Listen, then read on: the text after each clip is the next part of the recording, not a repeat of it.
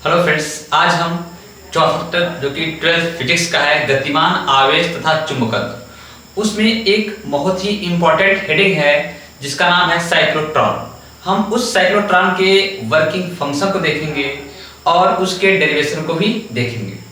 इससे पहले आपको अगर बताया जाए कि साइक्लोट्रॉन क्यों पढ़ाया जा रहा है, पर्पज क्या है, इससे पहले आपको इससे पहले चैप्टर में एनसीईआरटी के तीसरे चैप्टर में आपको पढ़ाया गया था वन डे ग्राफ जनरेटर। मैं वहां वन डे ग्राफ जनरेटर पढ़ाया था और वहां ये बताया था आपको कि इस वन डे ग्राफ जनरेटर को रिप्लेस करता है आपका साइक्लोट्रॉन। इसलिए मैं इस चैप्टर का पहला कोई नया हेडिंग नहीं लाता हूं और डायरेक्ट मैं आपको साइक्लोट्रॉन के बारे में ही बताता हूं। अब साइक्लोट्रॉन क्या है, हम उसकी बात करेंगे। साइक्लोट्रॉन एक ऐसी युक्ति है जिसकी सहायता से किसी आवेशित कण अथवा आयन को अत्यधिक ऊर्जा देकर किसी न्यूक्लियर तत्व पर या नाभिकीय तत्व पर बमबारी करा के नाभिकीय विखंडन की प्रक्रिया को कराया जाता है। तो साइक्लोट्रॉन एक ऐसी युक्ति है जो क्या करती है, जो आवेशित कण को अत्यधिक ऊर्जा युक्त करके उसको न्यूक्लियर फिजिक्स में नाभिकीय विखंडन की प्रक्रिया को संपन्न कराई जाती है। तो आपको ये सुनाया कि साइक्लोट्रॉन मदद से हम क्या करते हैं, नाभिकीय विखंडन की प्रक्रिया को कंप्लीट करते हैं। ये क्या करता है, किसी आवेशित कण को अत्यधिक त्वरित कर देता है, अत्यधिक ऊर्जा युक्त कर देता है और उस अत्यधिक ऊर्जा युक्त आवेशित कण को हम यदि नाभिक पे अटैक कराते हैं तो नाभिक आसानी से विघटित हो जाता है। और आप जानते हो कि नाभिक के विघटन होने से अपार ऊर्जा मिलती है और उस ऊर्जा से हम कई प्रकार के कार्य को कर सकते हैं। अगर हम बात करें साइक्लोट्रॉन में वर्किंग फंक्शन क्या होता है, कैसे कार्य करते हैं, तो साइक्लोट्रॉन में हमारा पर्पज होता है, क्योंकि आप जानते हो कि यदि कोई आवेशित कण है, यदि उसको चुंबकीय क्षेत्र में भेजा जाए तो उस पर एक बल काम करता है जिसको लॉरेंस बल कहते हैं, और वह जो बल होता है वो वृत्ताकार पथ प्रदान करता है। तो इसमें हमको क्या करना रहता है कि आवेशित कण को वृत्ताकार पथ प्रदान करना और साथ में वह त्वरित हो, उसके वेग में भी वृद्धि हो। तो वेग में वृद्धि कराने के लिए हम उसमें वैद्युत क्षेत्र भी लगाते हैं और वह वृत्ताकार पथ पे गति करे, उसके लिए हम चुंबकीय क्षेत्र लगाते हैं। इस प्रकार से आप कह सकते हो कि वैद्युत तथा चुंबकीय क्षेत्र दोनों क्षेत्र का साइक्लोट्रॉन में प्रयोग किया जाता है और साथ ही दोनों एक दूसरे के लंबवत होते हैं। इस वैद्युत तथा चुंबकीय क्षेत्र के एक दूसरे के लंबवत होने की प्रक्रिया को क्रॉसिंग कहते हैं। क्या कहते हैं, अगर इस प्रकार से देखा जाए, ये आपका चुंबकीय क्षेत्र हो, ये आपका ये चुंबकीय क्षेत्र हो इस प्रकार, और इस प्रकार आपका क्या जाए, वैद्युत क्षेत्र जाए। ये आपका वैद्युत क्षेत्र हो और ये आपका चुंबकीय क्षेत्र भी हो, दोनों एक दूसरे के लंबवत हो, एक दूसरे के क्रॉस है, इस घटना को क्या कहते हैं, क्रॉसिंग कहते हैं। तो क्रॉसिंग किसे कहते हैं, वैद्युत तथा चुंबकीय क्षेत्र के एक दूसरे के लंबवत होने की घटना को। हालांकि क्रॉसिंग इसी में होता है साइक्लोट्रॉन में, क्योंकि वैद्युत क्षेत्र भी और चुंबकीय क्षेत्र भी एक दूसरे के क्या होते हैं, लंबवत होते हैं। आइए आपको दिखाते हैं इसमें क्या होता है। इसमें दो डिश और उस डिश का नाम डिश क्यों पड़ा, क्योंकि वो डी आकार के दो खोखले चद्दर लिया जाता है, दोनों सेम साइज के हों। ये दो आपके डी आकार के चद्दर दिख रहे हैं और बीच से क्या होता है, इस बीच में क्या होता है, हालो होता है। इसके बीच में भी क्या होता है, हालो मतलब खोखला होता है। और इसको क्या करते हैं, इसको एक ऑसिलेटर के थ्रू जोड़ देते हैं, इसको ऑसिलेटर के थ्रू जोड़ देते हैं और वह ऑसिलेटर क्या करता है, इसको वैद्युत क्षेत्र प्रदान करता है और साथ में एक ऐसी युक्ति होती है जो कि अपना समय के साथ ध्रुवता भी चेंज करती है। एक बार ये साइक्लोट्रॉन, ये जो आपका ऑसिलेटर होती है, एक बार इस तरफ से प्लस करती है, इधर माइनस भेजती है, तो नेक्स्ट टाइम अगले क्षण इस पे प्लस भेजती है और इस पे माइनस भेजती है। इस प्रकार अपनी ध्रुवता चेंज करती रहती है। इस प्रकार इस डिश पर एक बार इस पे प्लस, इस पे माइनस आता है, अगली बार इस पे प्लस, इस पे माइनस आता है, और उस ध्रुवता को चेंज करके हम इसमें उपस्थित जो आवेशित कण होंगे उसको त्वरित करते हैं। अभी इसके एनिमेशन को दिखाता हूँ और इसके डेरिवेशन को भी आपको समझाता हूँ। और साथ में ऊपर चुंबकीय क्षेत्र रख देते हैं, इधर नॉर्थ इधर साउथ, चुंबकीय बल रेखाएं इस प्रकार से ऊपर से नीचे आ रही होती हैं। और इधर आपकी गैप, दोनों डिस्क के बीच में क्या रखते हैं, गैप रखते हैं। इस गैपिंग में भी आपके क्या रहते हैं, वैद्युत क्षेत्र, इसके अंदर वैद्युत क्षेत्र शून्य रखा जाता है। इस प्रकार से ये क्या होता है, त्वरित होकर इस प्रकार से आवेशित कण त्वरित होकर इस बार इधर जाएगा तो इस प्रकार से, फिर इधर से ये इस घटना में ये अभी क्या था, ये माइनस था, ये प्लस था, तो ये आवेशित होकर इधर आया। लेकिन जैसे ही डिस्क के इस छोर पे पहुंचता है, अगले क्षण ये हो जाता है माइनस और ये हो जाता है प्लस। जब ये हो गया माइनस और ये हो गया प्लस, तो अब ये जो धनावेश है वह इधर की ओर ऑसिलेट होता है, मतलब ऑसिलेट होता है, मतलब त्वरित होता है, मतलब कूदता है। इधर कूदता है तो इसकी स्पीड बढ़ जाती है। फिर अगले क्षण जब यहाँ पहुंचता है ये हो जाता है माइनस और फिर ये हो जाता है प्लस। फिर क्या होता है, फिर यहाँ से ये तेजी से कूदता है। इस प्रकार से कूदते हुए इसकी गति बढ़ती है और फाइनली हायर ऊर्जा का आवेशित कण को प्राप्त कर लिया जाता है। ये होता है साइक्लोट्रॉन का उपयोग। आइए इसके एनिमेशन को देख लेते हैं।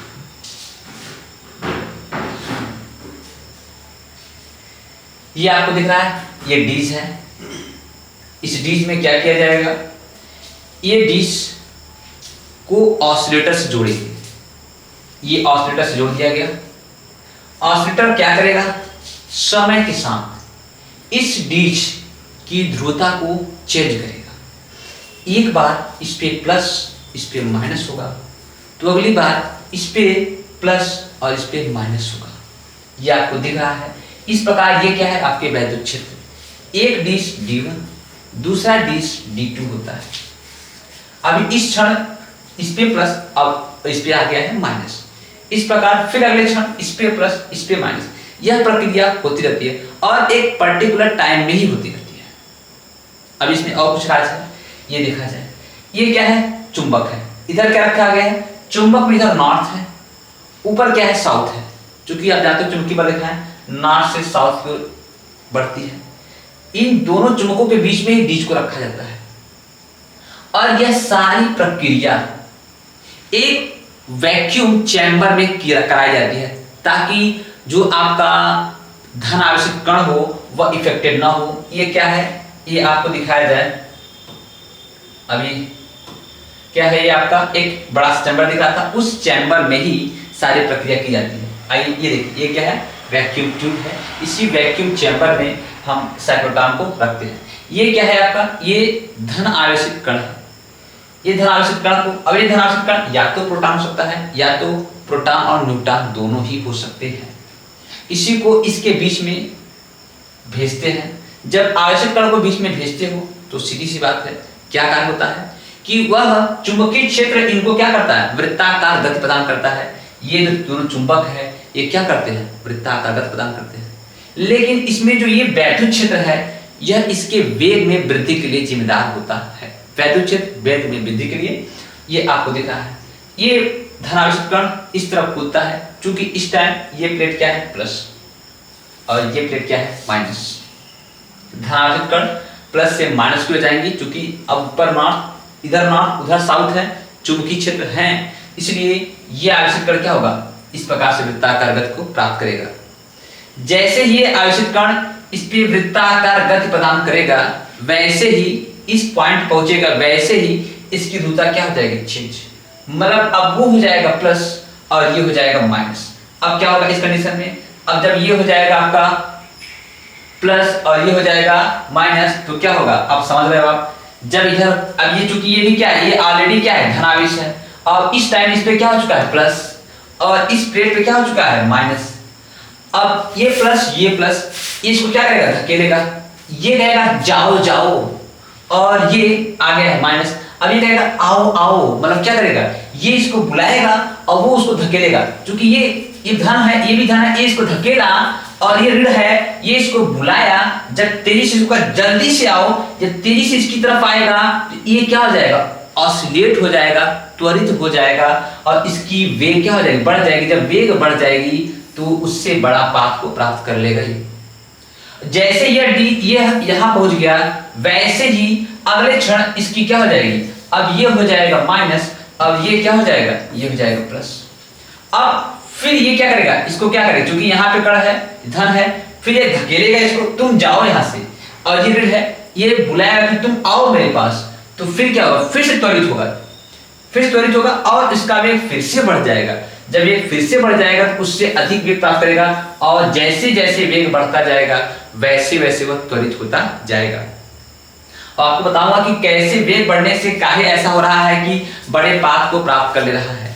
क्योंकि आप जानते हो कि अभिकेंद्र बल जो कि अंदर की ओर क्या करता है, वो क्या होता है, mv² होता है, और आपके लॉरेंस बल होता है F qvb होता है। v एक v से कट जाए, r उधर ट्रांसफर कर दो तो r बराबर क्या हो जाएगा, qb नीचे आ जाएगा, एक v यहां बचा तो mv/qb। अब आपको दिख रहा होगा, चूंकि क्या है, चुंबकीय क्षेत्र b भी क्या है, स्थिर है। चूंकि क्षेत्र b स्थिर है, आवेशित कण पर आवेश स्थिर है, आवेशित कण का मास स्थिर है, प्रति क्षण क्या बदल रहा है, r प्रोपोर्शनल v, मतलब प्रति क्षण उसका वेग बदल रहा है। जब प्रति क्षण उसका वेग बदलेगा, वेग बढ़ेगा, तो ये बढ़ेगा तो रेडियस उसके क्या है, समानुपाती है, तो r भी बढ़ेगा। इस प्रकार से लगातार थोड़ा फिर यहां से आता है, फिर उससे बड़ा पाथ को प्राप्त करता है। पूरा इस एनिमेशन को देख लिया जाए। अब देखिए ये कैसे वर्क कर रहा है, इसके वर्किंग को देखा जाए।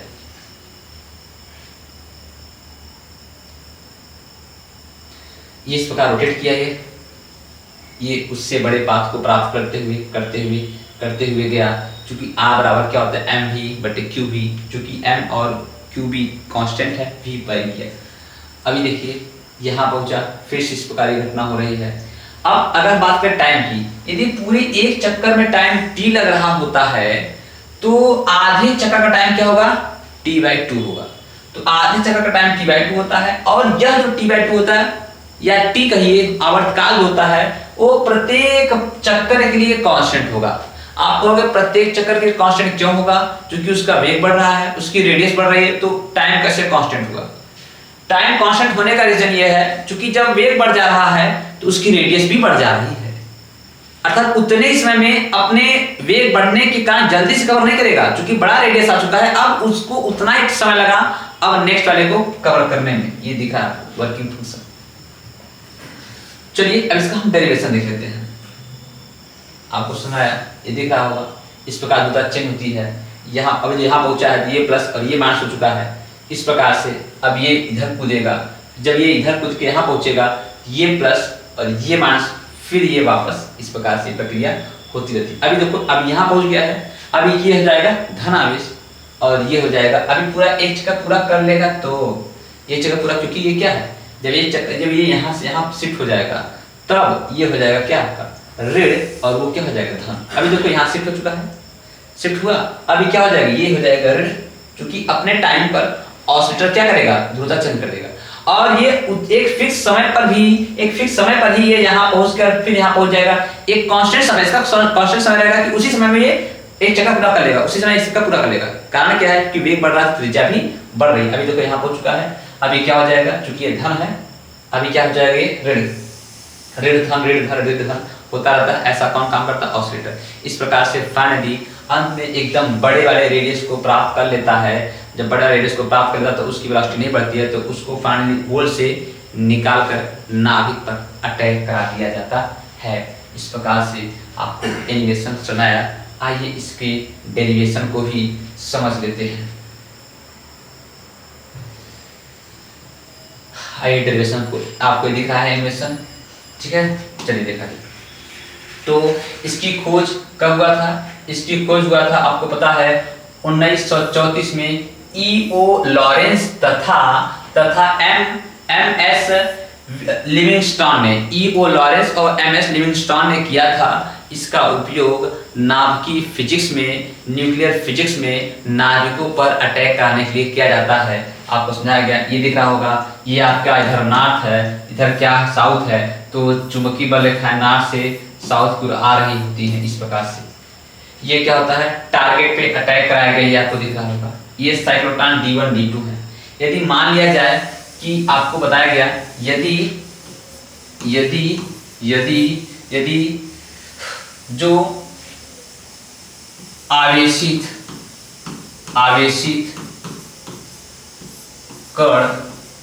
कण गति कर रहा है, जो आवेशित कण गति कर रहा है, उसका अगर हम बात करें कि उसका जो है त्रिज्या कैसे काम करती है। त्रिज्या के लिए आप जानते हो कि बल F बराबर क्या होता है, अभिकेंद्र बल mv² बाई r बराबर क्या हो जाएगा, लॉरेंज बल qvb। तो एक v से वेलोसिटी बढ़ गया तो आया क्या, mv/r बराबर क्या हो जाएगा, qb। r इधर शिफ्ट हो जाएगा तो इसका r क्या होता है, r बराबर क्या हो जाएगा, mv/qb। इससे अब चूंकि जानते हो कि एक आवेशित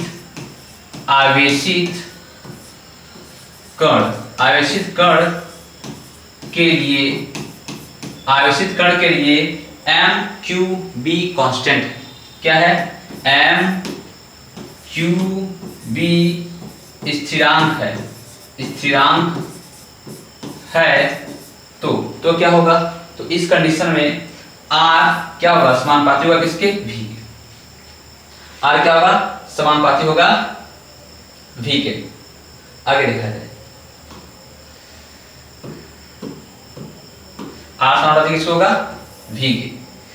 इस कंडीशन में क्या होगा, जैसे ही अब चूंकि टाइम कांस्टेंट क्यों रहेगा उसको देखा जाए तो आप प्रश्न v के, अर्थात यदि v इंक्रीज करेगा तो क्या होगा, तो r भी क्या होगा, r भी इंक्रीज करेगा। क्योंकि v बढ़ रहा है तो r बढ़ रहा है, इस एक आरडीएम क्या हुआ, टाइम इसका फिक्स है। अब इसमें क्या होता है, जो आपका ऑसिलेटर होता है, जो आपके ऑसिलेटर होता है, ऑसिलेटर समय के साथ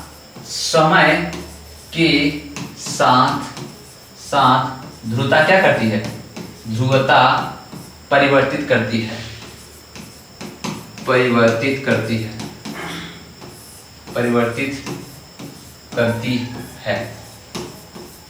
समय साथ ध्रुवता परिवर्तित करती है।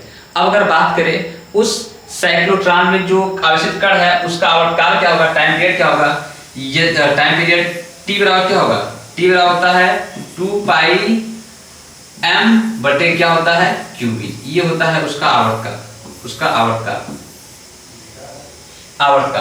एक चक्कर का, किसका, एक चक्कर का आवर्तकाल। चूंकि ये फिक्स है, ये हर रेडियस बढ़ेगा, लेकिन ये क्या है, चूंकि देखो m फिक्स है, q फिक्स है, b फिक्स है। बात नहीं सुना अभी, जस्ट मैं ऊपर ही बात किया कि क्या होता है, एक आवेशित कण के लिए m फिक्स है, q फिक्स है और b फिक्स है। चूंकि m फिक्स है, q फिक्स है, b फिक्स है, 2 पाई b फिक्स है, इस प्रकार से कह सकते हो कि वह कितना भी बड़ा पथ प्राप्त करेगा।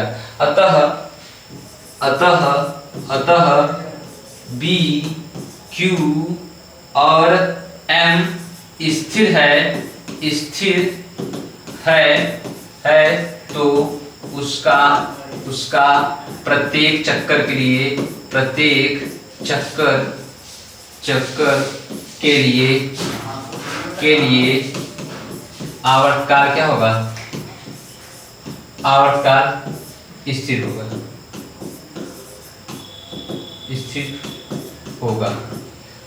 प्रत्येक चक्र के लिए आवर्तकाल क्या होगा, स्थिर होगा। इस बात सुना है, टी बराबर क्या होगा, सब क्या फिक्स है। तो कितना भी बड़ा, चूंकि यहां से स्टार्ट करेगा, यहां पहुंचेगा, फिर इस पर और बड़ा, फिर और बड़ा, लेकिन प्रत्येक चक्कर में क्या होगा, उसका आवर्तकाल फिक्स होगा। इस अकॉर्डिंग थोड़ा फ्रीक्वेंसी देखी जाए तो आवृत्ति क्या होगी, तो कण की आवृत्ति बराबर क्या होता है, आवृत्ति n बराबर होता है 1/t। चूंकि t बराबर क्या है, 2 पाई m बटे क्यूब, 2 पाई m नीचे आ जाएगा, QB ऊपर चला जाएगा तो क्या हो जाएगा QB बटे 2 पाई m, इसकी क्या हो जाएगी आवृत्ति। अब यदि एकदम अंत के r त्रिज्या को प्राप्त कर लेगा, एकदम अंत में r त्रिज्या को प्राप्त कर लेगा तो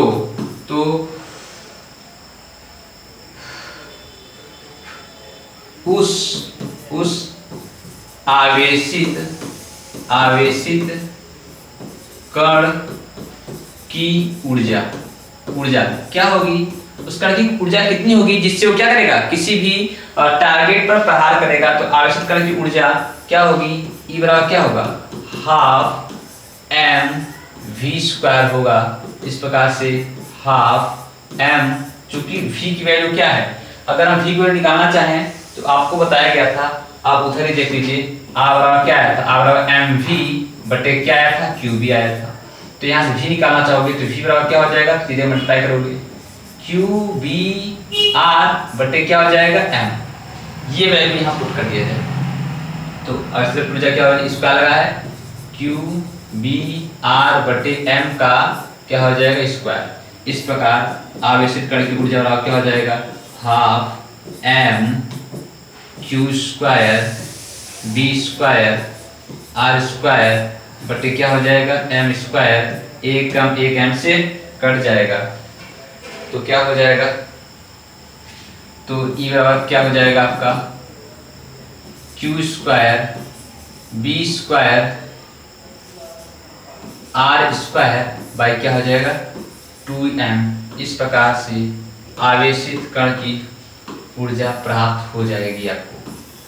आवेशित कण की ऊर्जा, साइक्लोट्रॉन का प्रयोग किस लिए करते हैं, साइक्लोट्रॉन के मदद से हम किसी आवेशित कण को अत्यधिक ऊर्जा युक्त करके उस पर जो है किसी नाभिक पर अटैक कराते हैं। 2015 में क्या हुआ था, फ्रांस के वैज्ञानिकों द्वारा, यूरोपीय वैज्ञानिकों द्वारा 10 के पावर 15 इलेक्ट्रॉन वोल्ट के ऊर्जा युक्त साइक्लोट्रॉन का प्रयोग किया गया था। इस प्रकार से साइक्लोट्रॉन की वजह से हम जो है क्या करते हैं, किसी आवेशित कण की ऊर्जा को प्राप्त कर लेते हैं। तो हमने क्या देखा, इसके एनिमेशन को देखा। एनिमेशन में एक बार फिर से गौर कर लिया जाए, ये क्या है, दो डीज D1 D2 होंगे, उस पर दो चुंबक N R होंगे और आपको इधर दिखाया गया कि ये क्या है, ये आपका क्या है, यही आपका साइक्लोट्रॉन में ऑसिलेटर है और ये क्या किया जा रहा है, टारगेट पे अटैक कराया जा रहा है। तो हमने एनिमेशन को देखा, हमने इसके जो है वर्किंग फंक्शन को देखा कि कैसे इसका आवर्तकाल कांस्टेंट रहता है और कैसे क्यों कांस्टेंट रहता है, उसकी वेलोसिटी बढ़ने पर भी उसका आवर्तकाल क्यों कांस्टेंट रहता है, क्योंकि रेडियस तो बढ़ती रहती है। और इसकी ऊर्जा क्या होगी उसको देखा और फ्रीक्वेंसी क्या है हमने उसको भी देखा। इस प्रकार से आपको यदि वीडियो अच्छा लगे तो क्या लाइक करिए, कमेंट करिए और दोस्तों में शेयर करिए। Thank you watching for this video.